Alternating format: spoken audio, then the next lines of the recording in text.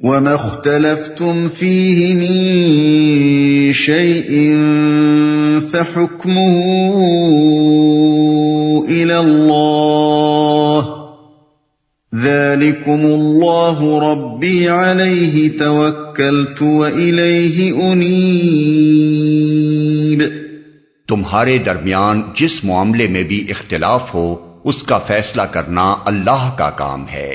وہی اللہ میرا رب ہے، اسی پر میں نے بھروسہ کیا اور اسی کی طرف میں رجوع کرتا ہوں۔ تمہارے درمیان، اس پورے پیراگراف کی عبارت اگرچہ اللہ تعالیٰ کی طرف سے وحی ہے، لیکن اس میں متکلم اللہ تعالیٰ نہیں ہے بلکہ رسول اللہ صلی اللہ علیہ وسلم ہے۔ گویا اللہ جل شانہ اپنے نبی کو ہدایت دے رہا ہے کہ تم یہ اعلان کرو۔ اس طرح کے مضامین قرآن مجید میں کہیں تو قل یعنی اے نبی کہو سے شروع ہوتے ہیں اور کہیں اس کے بغیر ہی شروع ہو جاتے ہیں۔ صرف انداز کلام بتا دیتا ہے کہ یہاں متکلم اللہ نہیں بلکہ اللہ کا رسول ہے، بلکہ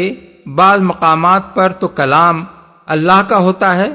اور متکلم اہل ایمان ہوتے ہیں، جیسے مثلا سورہ فاتحہ میں ہے، یا متکلم فرشتے ہوتے ہیں جیسے مثلا سورہ مریم آیت 64-65 میں ہے۔ فیصلہ کرنا اللہ کا کام ہے۔ یہ اللہ تعالیٰ کے مالک کائنات اور ولی حقیقی ہونے کا فطری اور منطقی تقاضا ہے۔ جب بادشاہی اور ولایت اسی کی ہے تو لامحالہ پھر حاکم بھی وہی ہے، اور انسانوں کے باہمی تنازعات و اختلافات کا فیصلہ کرنا بھی اسی کا کام ہے۔ اس کو جو لوگ صرف آخرت کے لیے مخصوص سمجھتے ہیں وہ غلطی کرتے ہیں۔ کوئی دلیل اس امر کی نہیں ہے کہ اللہ کی یہ حاکمانہ حیثیت اس دنیا کے لیے نہیں بلکہ صرف موت کے بعد کی زندگی کے لیے ہے۔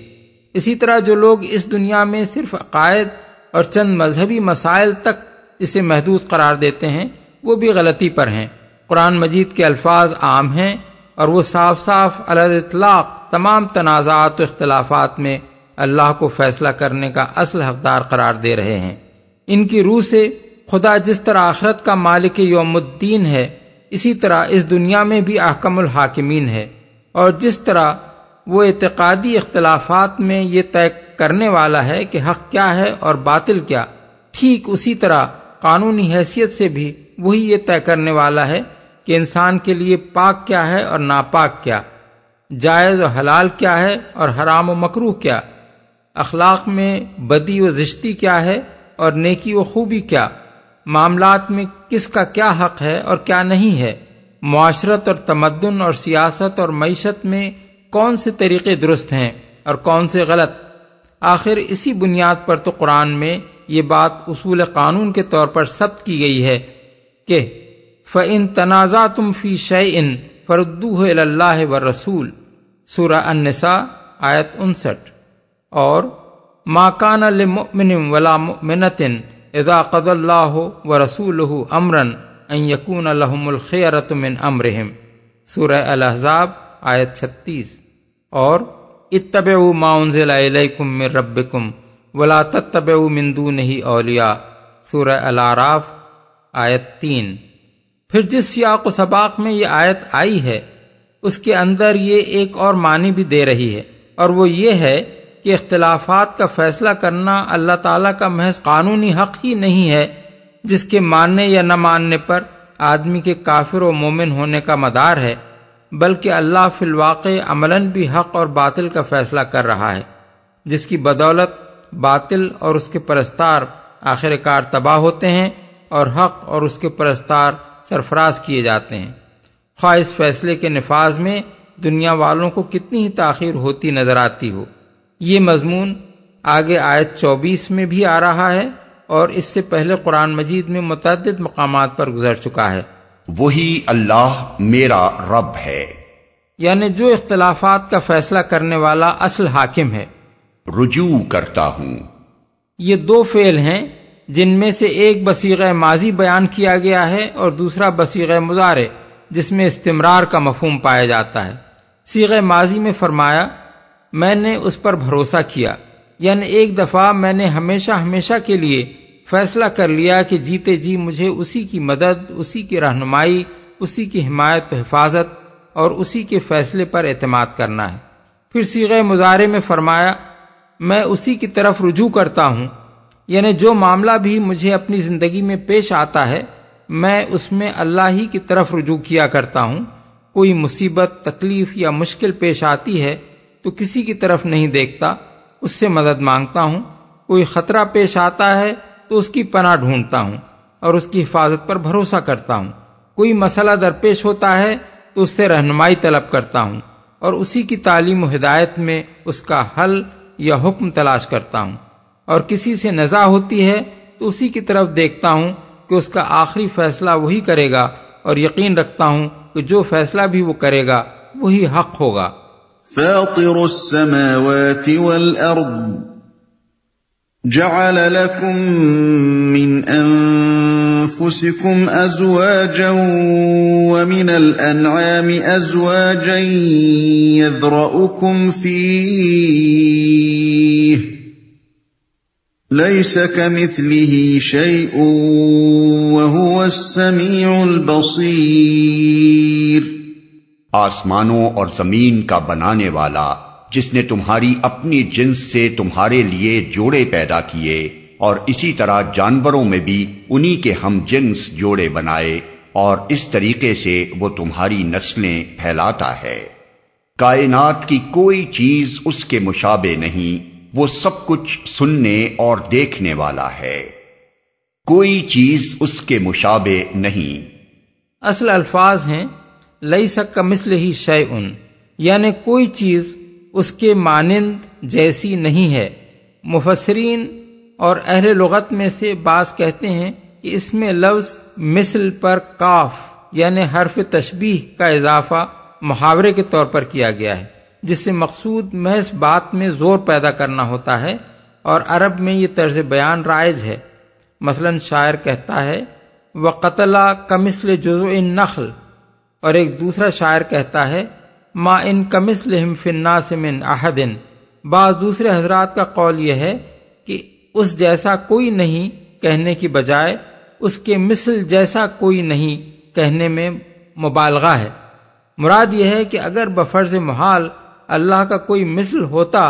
تو اس جیسا بھی کوئی نہ ہوتا، کجا کہ خود اللہ جیسا کوئی ہو۔ سننے اور دیکھنے والا ہے، یعنی بیک وقت ساری کائنات میں ہر ایک کی سن رہا ہے اور ہر چیز کو دیکھ رہا ہے۔ له مقاليد السماوات والأرض يبسط الرزق لمن يشاء ويقدر إنه بكل شيء عليم۔ آسمانوں اور زمین کے خزانوں کی کنجیاں اسی کے پاس ہیں، جسے چاہتا ہے کھلا رزق دیتا ہے اور جسے چاہتا ہے نپا تلا دیتا ہے، اسے ہر چیز کا علم ہے۔ یہ دلائل ہیں اس امر کے کہ صرف اللہ تعالیٰ ہی کیوں ولی برحق ہے، اور کیوں اسی پر توکل کرنا صحیح ہے، اور کیوں اسی کی طرف رجوع کیا جانا چاہیے۔ شرع لكم من الدين ما وصى به نوحا والذي أوحينا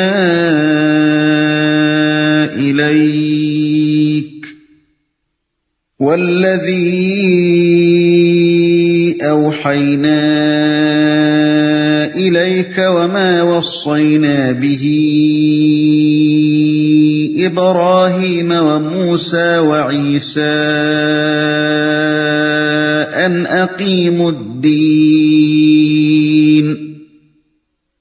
أقيموا الدين ولا تتفرقوا فيه كبر على المشركين ما تدعوهم إليه الله يجتبي إليه من يشاء ويهدي إليه من ينيب۔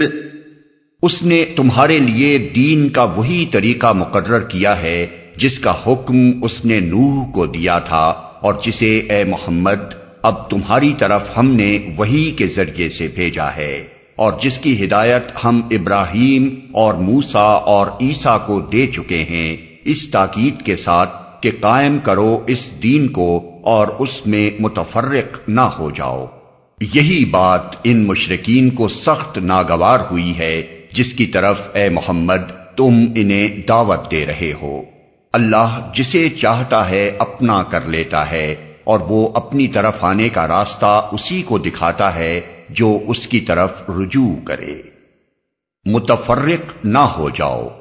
یہاں اسی بات کو پھر زیادہ وضاحت کے ساتھ بیان کیا گیا ہے جو پہلی آیت میں ارشاد ہوئی تھی۔ اس میں صاف صاف بتایا گیا ہے کہ محمد صلی اللہ علیہ وسلم کسی نئے مذہب کے بانی نہیں ہیں، نہ انبیاء میں سے کوئی اپنے کسی الگ مذہب کا بانی گزرا ہے،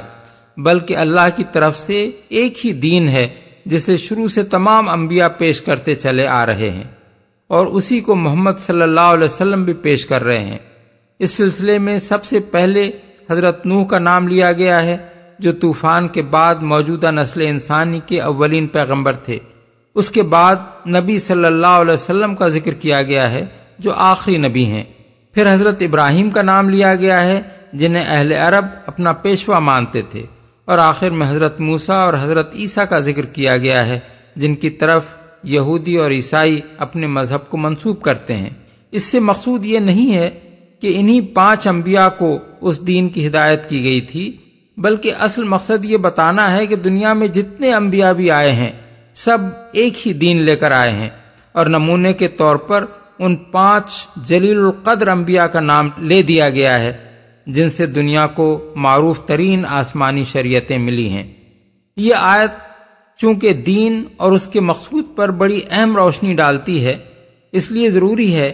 کہ اس پر پوری طرح غور کر کے اسے سمجھا جائے۔ فرمایا کہ شرع لکم یعنی مقرر کیا تمہارے لیے۔ شرع کے لغوی معنی راستہ بتانے کے ہیں، اور اصطلاحاً اس سے مراد طریقہ اور ضابطہ اور قاعدہ مقرر کرنا ہے۔ عربی زبان میں اسی اصطلاحی معنی کے لحاظ سے تشریع کا لفظ قانون سازی یعنی لیجسلیشن کا، شرع اور شریعت کا لفظ قانون یعنی لا کا، اور شارع کا لفظ واضح قانون یعنی لا گیور کا ہم معنی سمجھا جاتا ہے۔ یہ تشریع خداوندی دراصل فطری اور منطقی نتیجہ ہے ان اصولی حقائق کا جو اوپر آیت نمبر 1، 9 اور 10 میں بیان ہوئے ہیں کہ اللہ ہی کائنات کی ہر چیز کا مالک ہے، اور وہی انسان کا حقیقی ولی ہے،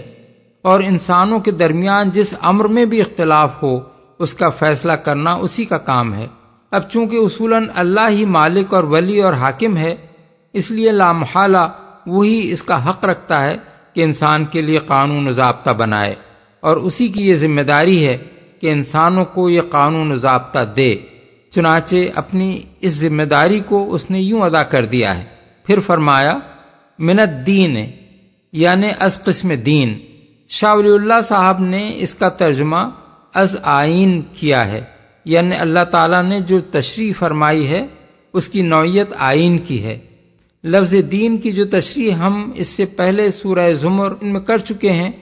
وہ اگر نگاہ میں رہے تو یہ سمجھنے میں کوئی الجھن پیش نہیں آ سکتی کہ دین کے معنی ہی کسی کی سیادت و حاکمیت تسلیم کر کے اس کے احکام کی اطاعت کرنے کے ہیں۔ اور جب یہ لفظ طریقے کے معنی میں بولا جاتا ہے تو اس سے مراد وہ طریقہ ہوتا ہے جسے آدمی واجب الاتباع اور جس کے مقرر کرنے والے کو مطاع مانے۔ اس بنا پر اللہ کے مقرر کیے ہوئے اس طریقے کو دین کی نوعیت رکھنے والی تشریح کہنے کا صاف مطلب یہ ہے کہ اس کی حیثیت محض سفارش یعنی ریکمنڈیشن اور وعظ و نصیحت کی نہیں ہے، بلکہ یہ بندوں کے لیے ان کے مالک کا واجب الاطاعت قانون ہے جس کی پیروی نہ کرنے کے معنی بغاوت کے ہیں، اور جو شخص اس کی پیروی نہیں کرتا وہ دراصل اللہ کی سیادت و حاکمیت اور اپنی بندگی کا انکار کرتا ہے۔ اس کے بعد ارشاد ہوا کہ دین کی نوعیت رکھنے والی یہ تشریح وہی ہے جس کی ہدایت نوح اور ابراہیم اور موسیٰ علیہ السلام کو دی گئی تھی، اور اسی کی ہدایت اب محمد صلی اللہ علیہ وسلم کو دی گئی ہے۔ اس ارشاد سے کئی باتیں نکلتی ہیں۔ ایک یہ کہ اللہ تعالیٰ نے اپنی اس تشریح کو براہ راست ہر انسان کے پاس نہیں بھیجا ہے، بلکہ وقتاً فوقتاً جب اس نے مناسب سمجھا ہے ایک شخص کو اپنا رسول مقرر کر کے یہ تشریح اس کے حوالے کی ہے۔ دوسرے یہ کہ یہ تشریح ابتدا سے یکساں رہی ہے۔ ایسا نہیں ہے کہ کسی زمانے میں کسی قوم کے لیے کوئی دین مقرر کیا گیا ہو اور کسی دوسرے زمانے میں کسی اور قوم کے لیے اس سے مختلف اور متضاد دین بھیج دیا گیا ہو۔ خدا کی طرف سے بہت سے دین نہیں آئے ہیں، بلکہ جب بھی آیا ہے یہی ایک دین آیا ہے۔ تیسرے یہ کہ اللہ کی سیادت و حاکمیت ماننے کے ساتھ ان لوگوں کی رسالت کو ماننا جن کے ذریعے سے یہ تشریح بھیجی گئی ہے، اور اس وحی کو تسلیم کرنا جس میں یہ تشریح بیان کی گئی ہے، اس دین کا لازمی جز ہے، اور عقل و منطق کا تقاضا بھی یہی ہے کہ اس کو لازمی جز ہونا چاہیے، کیونکہ آدمی اس تشریح کی اطاعت کر ہی نہیں سکتا جب تک وہ اس کے خدا کی طرف سے مستند یعنی آتھینٹک ہونے پر مطمئن نہ ہو۔ اس کے بعد فرمایا کہ ان سب انبیاء کو دین کی نوعیت رکھنے والی یہ تشریح اس ہدایت اور تاکید کے ساتھ دی گئی تھی کہ اقیم الدین۔ اس فقرے کا ترجمہ شاہ ولی اللہ صاحب نے قائم کنید دین را کیا ہے، اور شاہ رفیع الدین صاحب اور شاہ عبد القادر صاحب نے قائم رکھو دین کو۔ یہ دونوں ترجمے درست ہیں۔ اقامت کے معنی قائم کرنے کے بھی ہیں اور قائم رکھنے کے بھی، اور انبیاء علیہم السلام ان دونوں ہی کاموں پر مامور تھے۔ ان کا پہلا فرض یہ تھا کہ جہاں یہ دین قائم نہیں ہے وہاں اسے قائم کریں، اور دوسرا فرض یہ تھا کہ جہاں یہ قائم ہو جائے یا پہلے سے قائم ہو وہاں اسے قائم رکھیں۔ ظاہر بات ہے کہ قائم رکھنے کی نوبت آتی ہی اس وقت ہے جب ایک چیز قائم ہو چکی ہو، ورنہ پہلے اسے قائم کرنا ہوگا، پھر یہ کوشش مسلسل جاری رکھنی پڑے گی کہ وہ قائم رہے۔ اب ہمارے سامنے دو سوالات آئے ہیں، ایک یہ کہ دین کو قائم کرنے سے مراد کیا ہے، دوسرے یہ کہ خود دین سے کیا مراد ہے جسے قائم کرنے اور پھر قائم رکھنے کا حکم دیا گیا ہے۔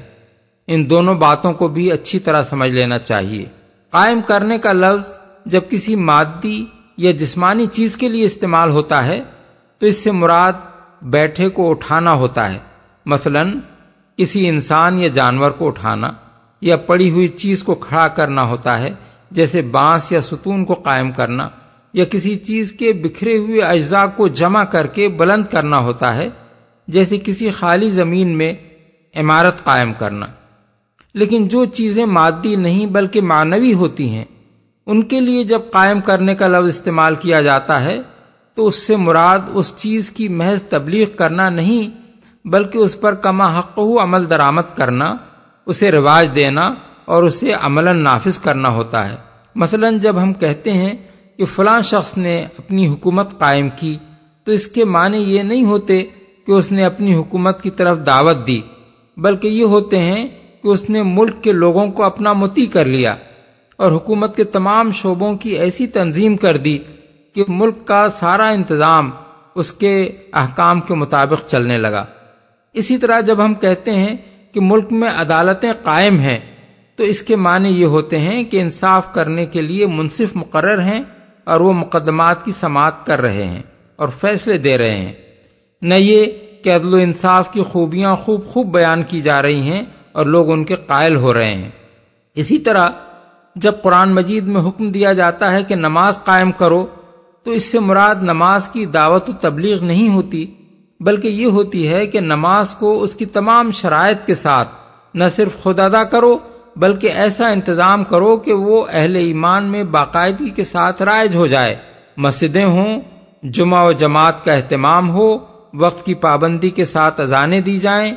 امام اور خطیب مقرر ہوں اور لوگوں کو وقت پر مسجدوں میں آنے اور نماز ادا کرنے کی عادت پڑ جائے۔ اس تشریح کے بعد یہ بات سمجھنے میں کوئی دقت پیش نہیں آ سکتی کہ انبیاء علیہم السلام کو جب اس دین کے قائم کرنے اور قائم رکھنے کا حکم دیا گیا تو اس سے مراد صرف اتنی بات نہ تھی کہ وہ خود اس دین پر عمل کریں، اور اتنی بات بھی نہ تھی کہ وہ دوسروں میں اس کی تبلیغ کریں تاکہ لوگ اس کا برحق ہونا تسلیم کر لیں، بلکہ یہ بھی تھی کہ جب لوگ اسے تسلیم کر لیں تو اس سے آگے قدم بڑھا کر پورا کا پورا دین ان میں عملاً رائج اور نافذ کیا جائے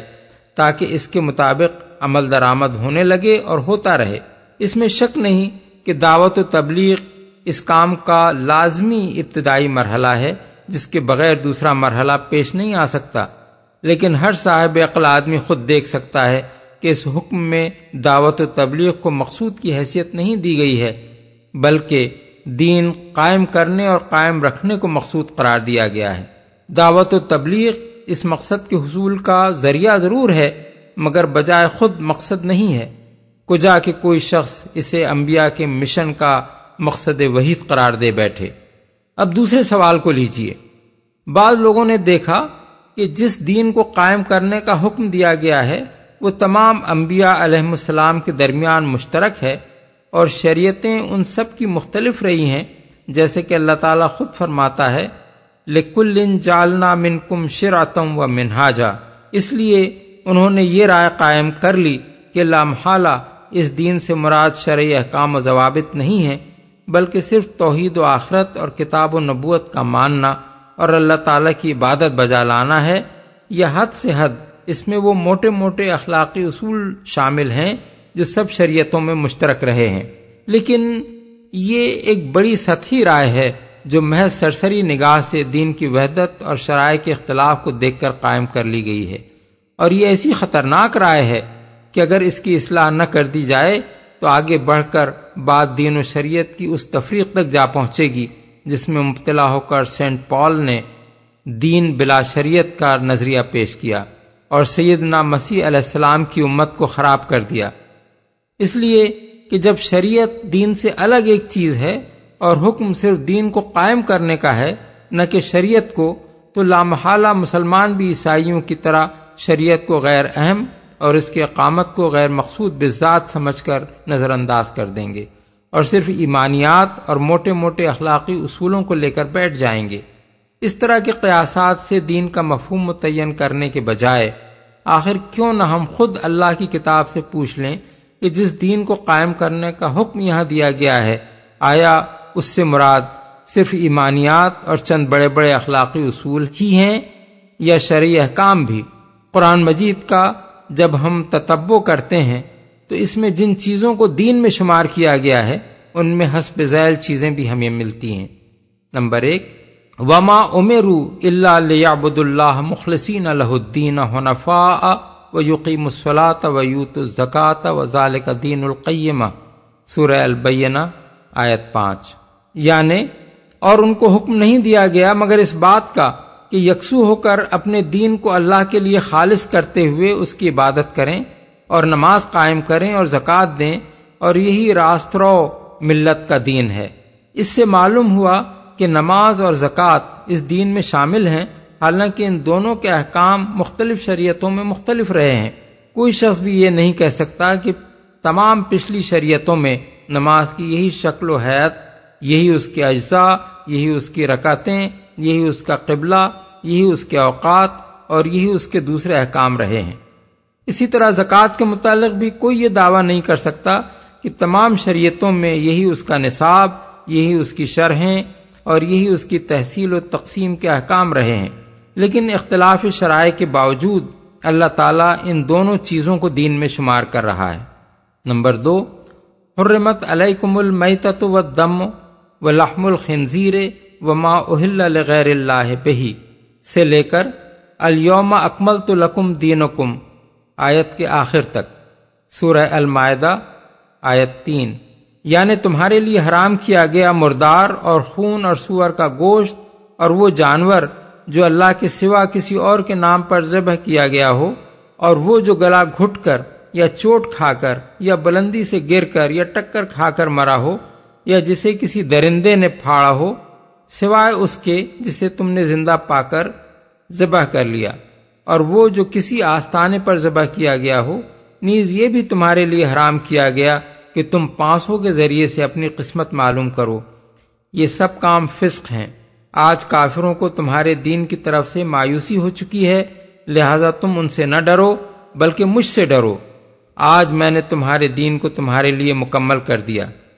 اس سے معلوم ہوا کہ یہ سب احکام شریعت بھی دین ہی ہیں۔ نمبر 3، قاتل الذین لا یؤمنون باللہ والیوم الآخر ولا یحرمون ما حرم اللہ ورسولہ ولا یدینون دین الحق، سورہ التوبہ آیت 29۔ یعنی جنگ کرو ان لوگوں سے جو اللہ اور یوم آخر پر ایمان نہیں لاتے اور جو کچھ اللہ اور اس کے رسول نے حرام کیا ہے اسے حرام نہیں کرتے اور دین حق کو اپنا دین نہیں بناتے۔ معلوم ہوا کہ اللہ اور آخرت پر ایمان لانے کے ساتھ حلال و حرام کے ان احکام کو ماننا اور ان کی پابندی کرنا بھی دین ہے جو اللہ اور اس کے رسول نے دیے ہیں۔ 4 الزانیۃ والزانی فاجلدوا کل واحد منہما 100 جلدۃ ولا تأخذکم بہما رأفۃ فی دین اللہ ان کنتم تؤمنون باللہ والیوم الآخر، سورہ النور آیت 2۔ یعنی زانیہ عورت اور مرد دونوں میں سے ہر ایک کو 100 کوڑے مارو اور ان پر ترس کھانے کا جذبہ اللہ کے دین کے معاملے میں تم کو دامنگیر نہ ہو اگر تم اللہ اور روز آخر پر ایمان رکھتے ہو۔ ما کانا لیاخذ اخاہ فی دین الملک، سورہ یوسف آیت 76۔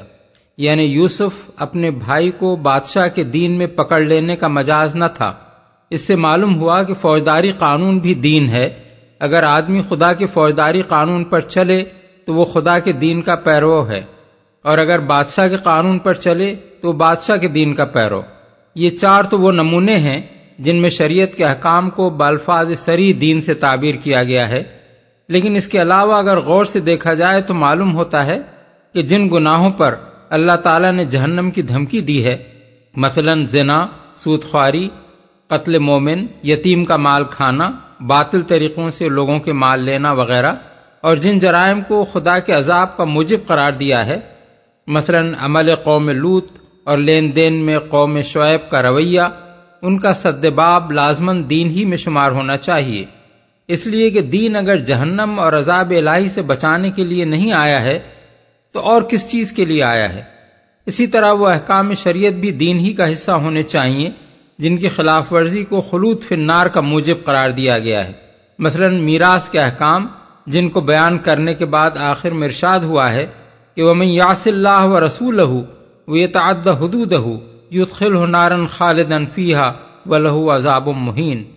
سورہ النساء آیت 14۔ یعنی جو اللہ اور اس کے رسول کی نافرمانی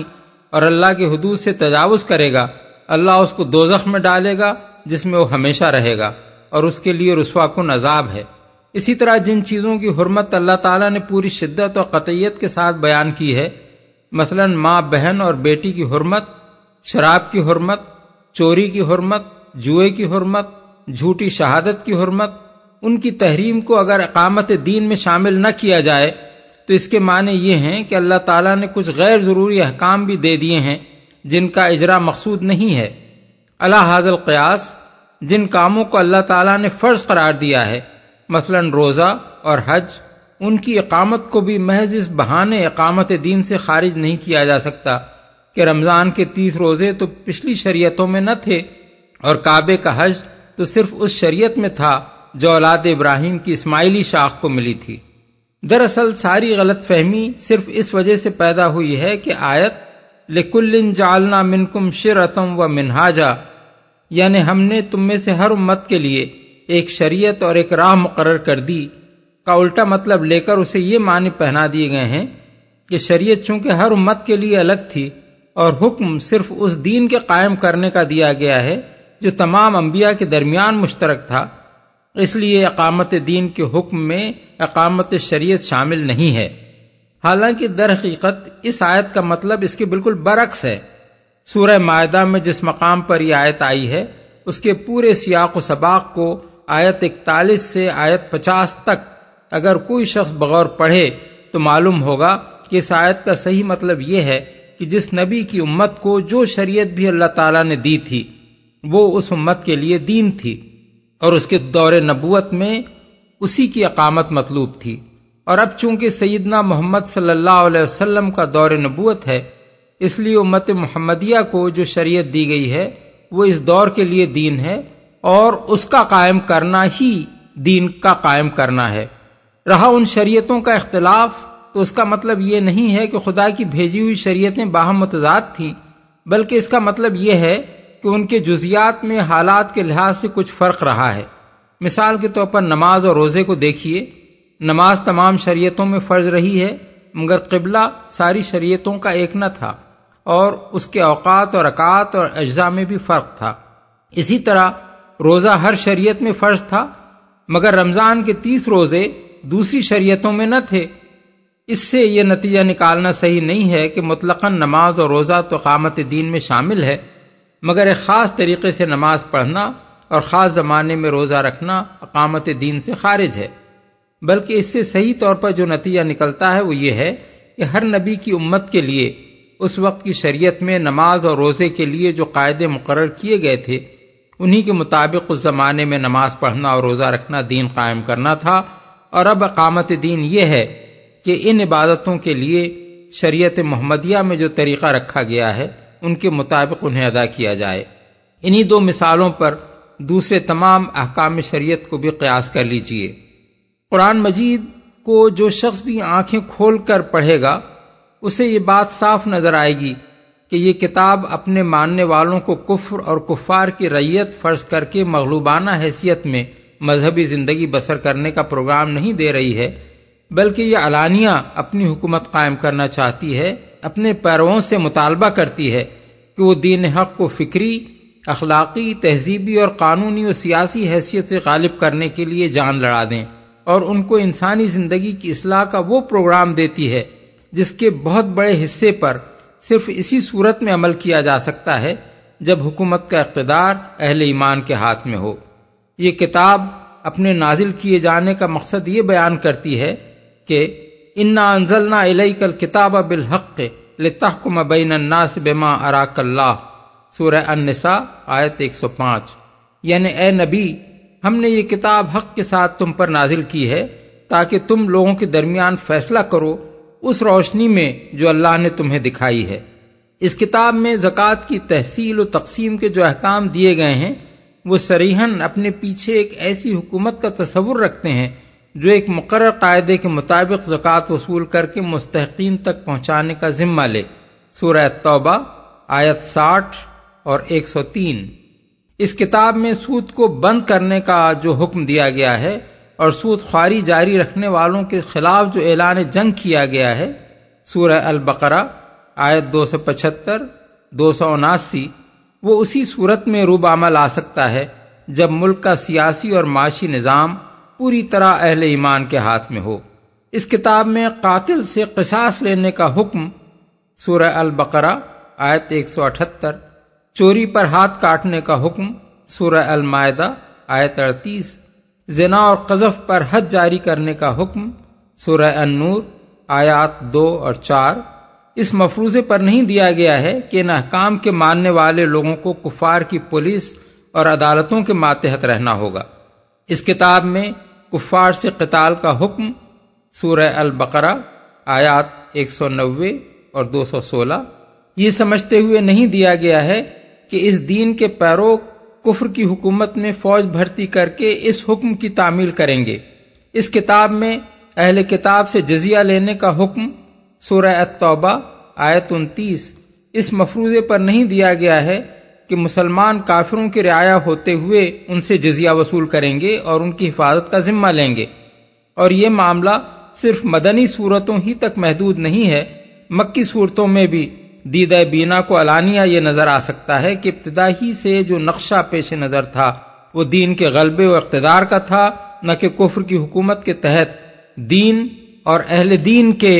ذمہ بن کر رہنے کا۔ سب سے بڑھ کر جس چیز سے تعبیر کی یہ غلطی متصادم ہوتی ہے وہ خود رسول اللہ صلی اللہ علیہ وسلم کا وہ عظیم الشان کام ہے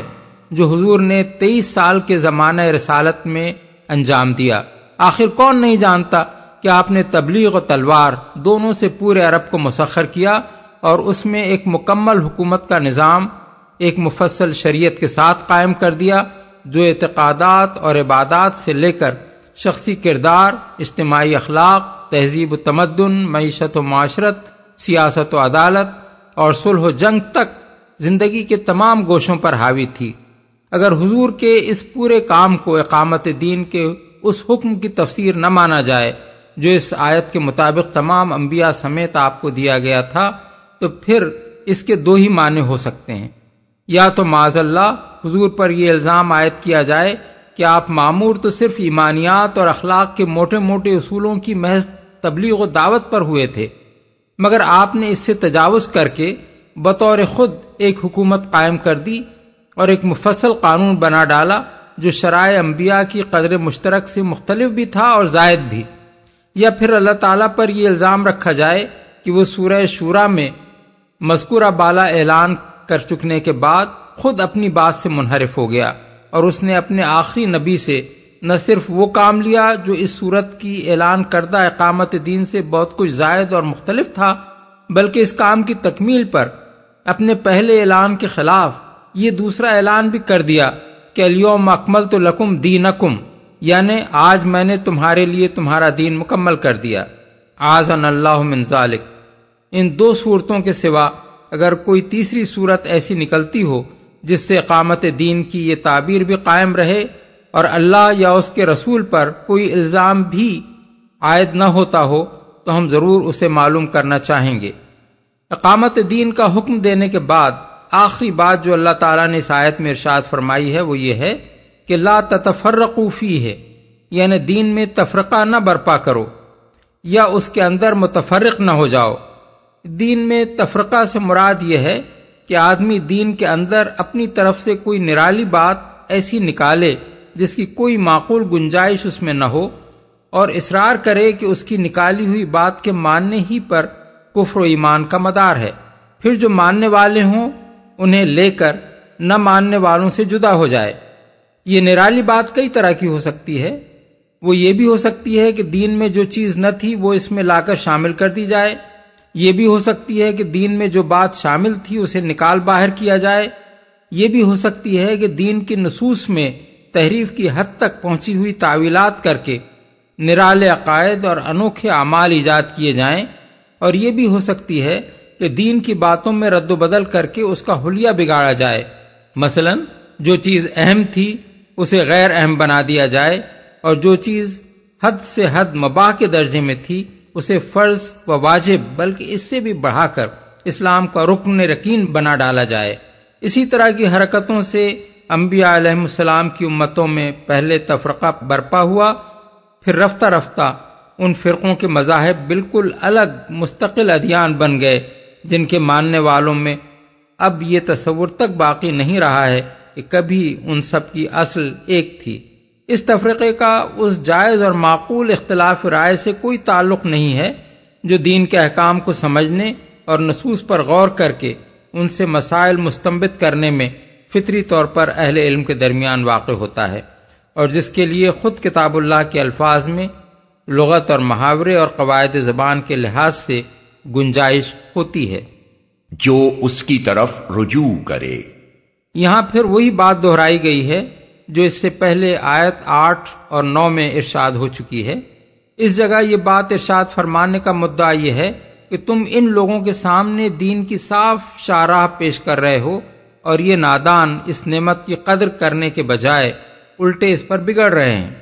مگر انہی کے درمیان انہی کی قوم میں وہ لوگ موجود ہیں جو اللہ کی طرف رجوع کر رہے ہیں، اور اللہ بھی انہیں کھینچ کھینچ کر اپنی طرف لا رہا ہے۔ اب یہ اپنی اپنی قسمت ہے کہ کوئی اس نعمت کو پائے اور کوئی اس پر خار کھائے، مگر اللہ کی بانٹ انتھی بانٹ نہیں ہے، وہ اسی کو اپنی طرف کھینچتا ہے جو اس کی طرف بڑھے۔ دور بھاگنے والوں کے پیچھے دوڑنا اللہ کا کام نہیں ہے۔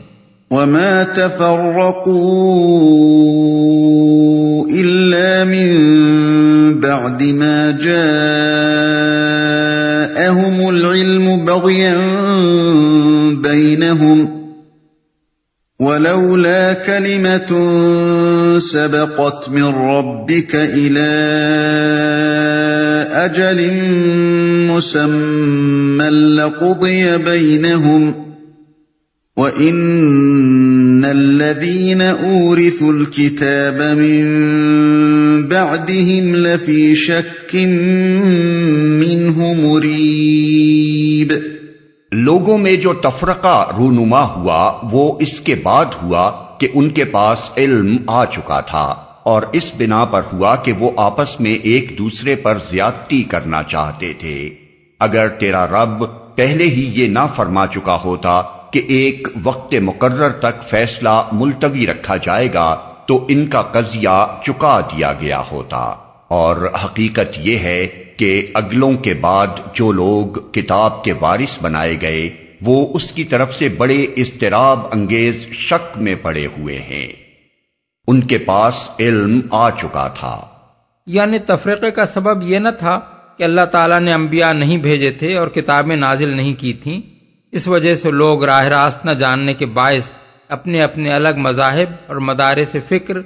اور نظام زندگی خود ایجاد کر بیٹھے، بلکہ یہ تفرقہ ان میں اللہ کی طرف سے علم آ جانے کے بعد رونما ہوا، اس لیے اللہ اس کا ذمہ دار نہیں ہے، بلکہ وہ لوگ خود اس کے ذمہ دار ہیں جنہوں نے دین کے صاف صاف اصول اور شریعت کے واضح احکام سے ہٹ کر نئے نئے مذاہب و مسالک بنائے، زیادتی کرنا چاہتے تھے۔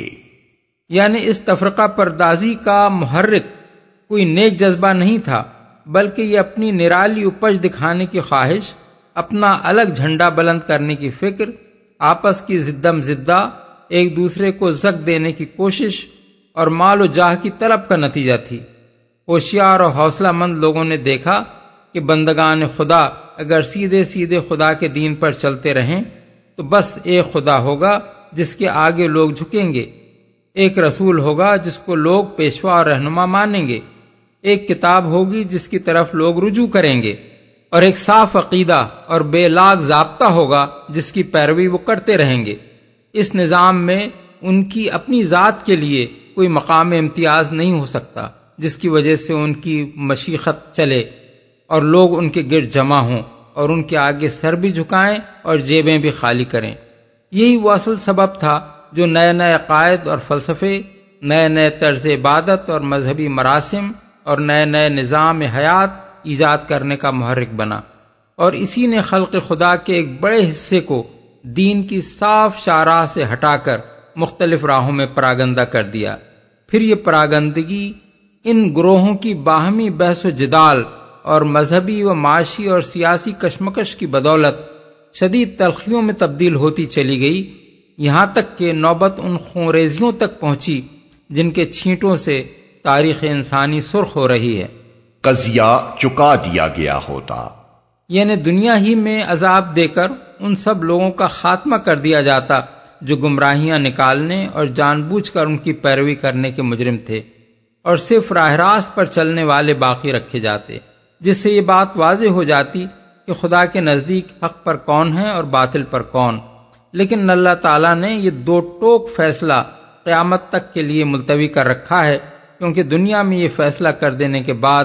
بنی نوع انسان کی آزمائش بے معنی ہو جاتی ہے۔ شک میں پڑے ہوئے ہیں، مطلب یہ ہے کہ ہر نبی اور اس کے قریبی تابعین کا دور گزر جانے کے بعد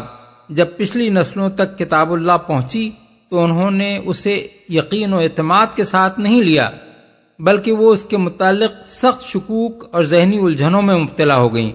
اس حالت میں ان کے مبتلا ہو جانے کے بہت سے وجوہ تھے جنہیں ہم اس صورتحال کا مطالعہ کر کے بآسانی سمجھ سکتے ہیں جو تورات و انجیل کے معاملے میں پیش آئی ہے۔ ان دونوں کتابوں کو اگلی نسلوں نے ان کی اصلی حالت پر ان کی اصل عبارت اور زبان میں محفوظ رکھ کر پچھلی نسلوں تک نہیں پہنچایا۔ ان میں خدا کے کلام کے ساتھ تفسیر و تاریخ اور سماعی روایات اور فقہا کے نکالے ہوئے جزیات کی صورت میں انسانی کلام گڈمٹ کر دیا۔ ان کے ترجموں کو اتنا رواج دیا کہ اصل غائب ہو گئی اور صرف ترجمے باقی رہ گئے۔ ان کی تاریخی سند بھی اس طرح ضائع کر دی کہ اب کوئی شخص بھی پورے یقین کے ساتھ نہیں کہہ سکتا کہ جو کتاب اس کے ہاتھ میں ہے وہ وہی ہے جو حضرت موسیٰ یا حضرت عیسیٰ کے ذریعے سے دنیا والوں کو ملی تھی۔ پھر ان کے اکابر نے وقتاً فوقتاً مذہب، الہیات، فلسفہ، قانون، طبعیات، نفسیات اور اجتماعیات کی ایسی بحثیں چھیڑیں اور ایسے نظام فکر بنا ڈالے جن کی بھول بھلائیوں میں پھنس کر لوگوں کے لیے یہ طے کرنا محال ہو گیا کہ ان پیچیدہ راستوں کے درمیان حق کی سیدھی شاہراہ کون سی ہے۔ اور چونکہ کتاب اللہ اپنی اصل حالت اور قابل اعتماد صورت میں موجود نہ تھی، اس لیے لوگ کسی ایسی سند کی طرف رجوع بھی نہ کر سکتے تھے جو حق کو باطل سے ممیز کرنے میں ان کی مدد کرتی۔ فَلِذَلِكَ فَادْعُ وَاسْتَقِمْ كَمَا أُمِرْتَ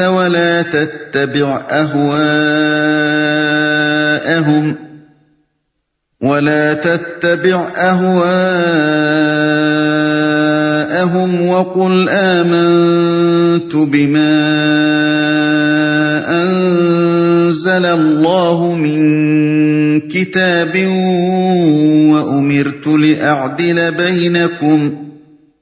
وأمرت لأعدل بينكم الله ربنا وربكم لنا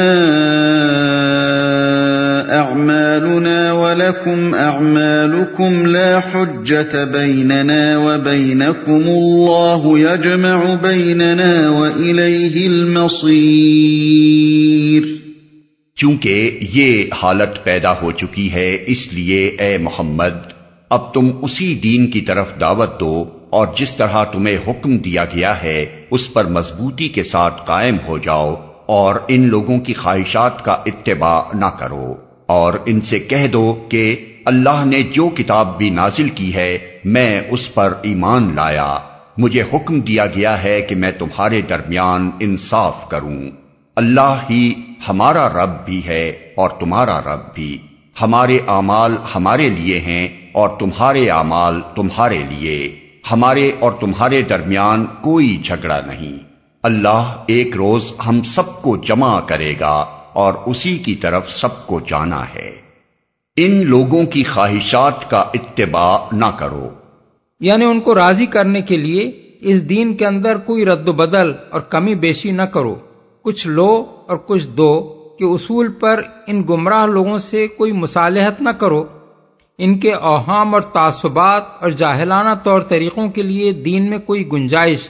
محض اس لالچ میں آ کر نہ نکالو کہ کسی نہ کسی طرح یہ دائرہ اسلام میں آ جائیں، جس کو ماننا ہے خدا کے اصلی اور خالص دین کو جیسا کہ اس نے بھیجا ہے سیدھی طرح مان لے، ورنہ جس جہنم میں جا کر گرنا چاہے گر جائے۔ خدا کا دین لوگوں کی خاطر نہیں بدلا جا سکتا، لوگ اگر اپنی فلاح چاہتے ہیں تو خود اپنے آپ کو بدل کر اس کے مطابق بنائیں۔ میں اس پر ایمان لایا، بالفاظ دیگر میں ان تفرقہ پرداز لوگوں کی طرح نہیں ہوں جو خدا کی بھیجی ہوئی بعض کتابوں کو مانتے ہیں اور بعض کو نہیں مانتے، میں ہر اس کتاب کو مانتا ہوں جسے خدا نے بھیجا ہے، تمہارے درمیان انصاف کروں۔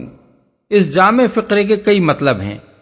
ایک مطلب یہ ہے کہ میں ان ساری گروہ بندیوں سے الگ رہ کر بے لاگ انصاف پسندی اختیار کرنے پر مامور ہوں، میرا کام یہ نہیں ہے کہ کسی گروہ کے حق میں اور کسی کے خلاف تعصب برتوں، میرا سب انسانوں سے یکساں تعلق ہے اور وہ ہے سراسر عدل و انصاف کا تعلق، جس کی جو بات حق ہے میں اس کا ساتھی ہوں، خواہ وہ غیروں کا غیر ہی کیوں نہ ہو، اور جس کی جو بات حق کے خلاف ہے میں اس کا مخالف ہوں، خواہ وہ میرا قریب ترین رشتہ دار ہی کیوں نہ ہو۔ دوسرا مطلب یہ ہے کہ میں جس حق کو تمہارے سامنے پیش کرنے پر مامور ہوں اس میں کسی کے لیے بھی کوئی امتیاز نہیں ہے، بلکہ وہ سب کے لیے یکساں ہے، اس میں اپنے اور غیر، بڑے اور چھوٹے، غریب اور امیر، شریف اور کمین کے لیے الگ الگ حقوق نہیں ہیں، بلکہ جو کچھ ہے وہ سب کے لیے حق ہے، جو گناہ ہے وہ سب کے لیے گناہ ہے، جو حرام ہے وہ سب کے لیے حرام ہے، اور جو جرم ہے وہ سب کے لیے جرم ہے۔ اس بے لاگ ضابطے میں میری اپنی ذات کے لیے بھی کوئی استثناء نہیں۔ تیسرا مطلب یہ ہے کہ میں دنیا میں عدل قائم کرنے پر مامور ہوں، میرے سپرد یہ کام کیا گیا ہے کہ میں لوگوں کے درمیان انصاف کروں اور ان کی بے اعتدالیوں اور بے انصافیوں کا خاتمہ کر دوں جو تمہاری زندگیوں میں اور تمہارے معاشرے میں پائی جاتی ہیں۔ ان تین مطالب کے علاوہ اس فقرے کا ایک چوتھا مطلب بھی ہے جو مکہ معظمہ میں نہ کھلا تھا مگر ہجرت کے بعد کھل گیا، اور وہ یہ ہے کہ میں خدا کا مقرر کیا ہوا قاضی اور جج ہوں، تمہارے درمیان انصاف کرنا میری ذمہ داری ہے۔ تمہارے اعمال تمہارے لیے، یعنی ہم میں سے ہر ایک اپنے اپنے عمل کا خود ذمہ دار و جواب دہ ہے، تم اگر نیکی کرو گے تو اس کا پھل ہمیں نہیں پہنچ جائے گا بلکہ تم ہی اس سے متمتع ہوگے، اور ہم اگر برائی کریں گے تو اس کی پاداش میں تم نہیں پکڑے جاؤ گے بلکہ ہمیں خود ہی اس کا خمیازہ بھگتنا پڑے گا۔ کوئی جھگڑا نہیں، یعنی معقول دلائل سے بات سمجھانے کا جو حق تھا وہ ہم نے ادا کر دیا، اب خوامخواہ تو میں کرنے سے کیا حاصل؟ تم اگر جھگڑا کرو بھی تو ہم تم سے جھگڑنے کے لیے تیار نہیں ہیں۔ والذین یحاجون فی اللہ من بعد ما استجیب له حجتهم داحضة عند ربهم وعليهم غضب ولهم عذاب شدید۔ اللہ کی دعوت پر لبیک کہے جانے کے بعد جو لوگ لبیک کہنے والوں سے اللہ کے دین کے معاملے میں جھگڑے کرتے ہیں، ان کی حجت بازی ان کے رب کے نزدیک باطل ہے، اور ان پر اس کا غضب ہے، اور ان کے لیے سخت عذاب ہے۔ جھگڑے کرتے ہیں، یہ اشارہ ہے اس صورتحال کی طرف جو مکے میں اس وقت آئے دن پیش آ رہی تھی، جہاں کسی کے متعلق لوگوں کو معلوم ہو جاتا کہ وہ مسلمان ہو گیا ہے، ہاتھ دھو کر اس کے پیچھے پڑ جاتے، مدتوں اس کی جان ضیق میں کیے رکھتے، نہ گھر میں اسے چین لینے دیا جاتا، نہ محلے اور برادری میں، جہاں بھی وہ جاتا ایک نہ ختم ہونے والی بحث چھڑ جاتی، جس کا مدعا یہ ہوتا کہ کسی طرح وہ محمد صلی اللہ علیہ وسلم کا ساتھ چھوڑ کر اسی جاہلیت میں پلٹ آئے جس سے وہ نکلا ہے۔ اللہ الذی انزل الكتاب بالحق والمیزان وما يدريك لعل الساعة قريب يستعجل بها الذين لا يؤمنون بها والذين آمنوا مشفقون منها ويعلمون أنها الحق ألا إن الذين يمارون في الساعة لفي ضلال بعيد۔ وہ اللہ ہی ہے جس نے حق کے ساتھ یہ کتاب اور میزان نازل کی ہے، اور تمہیں کیا خبر شاید کہ فیصلے کی گھڑی قریب ہی آ لگی ہو۔ جو لوگ اس کے آنے پر ایمان نہیں رکھتے وہ تو اس کے لیے جلدی مچاتے ہیں، مگر جو اس پر ایمان رکھتے ہیں وہ اس سے ڈرتے ہیں اور جانتے ہیں کہ یقیناً وہ آنے والی ہے۔ خوب سن لو، جو لوگ اس گھڑی کے آنے میں شک ڈالنے والی بحثیں کرتے ہیں وہ گمراہی میں بہت دور نکل گئے ہیں۔ میزان نازل کی ہے۔ میزان سے مراد اللہ کی شریعت ہے جو ترازو کی طرح تول کر صحیح اور غلط، حق اور باطل، ظلم اور عدل، راستی اور ناراستی کا فرق واضح کر دیتی ہے۔ اوپر نبی صلی اللہ علیہ وسلم کی زبان سے یہ کہلوایا گیا تھا کہ امرت لأعدل بینکم، یعنی مجھے حکم دیا گیا ہے کہ تمہارے درمیان انصاف کروں۔ یہاں بتا دیا گیا ہے کہ اس کتاب پاک کے ساتھ وہ میزان آ گئی ہے جس کے ذریعے سے یہ انصاف قائم کیا جائے گا۔ فیصلے کی گھڑی قریب ہی آ لگی ہو، یعنی جس کو سیدھا ہونا ہے بلا تاخیر سیدھا ہو جائے۔ فیصلے کی گھڑی کو دور سمجھ کر ٹالنا نہیں چاہیے۔ ایک سانس کے متعلق بھی آدمی یقین کے ساتھ نہیں کہہ سکتا کہ اس کے بعد دوسرے سانس کی اسے مہلت ضرور ہی مل جائے گی۔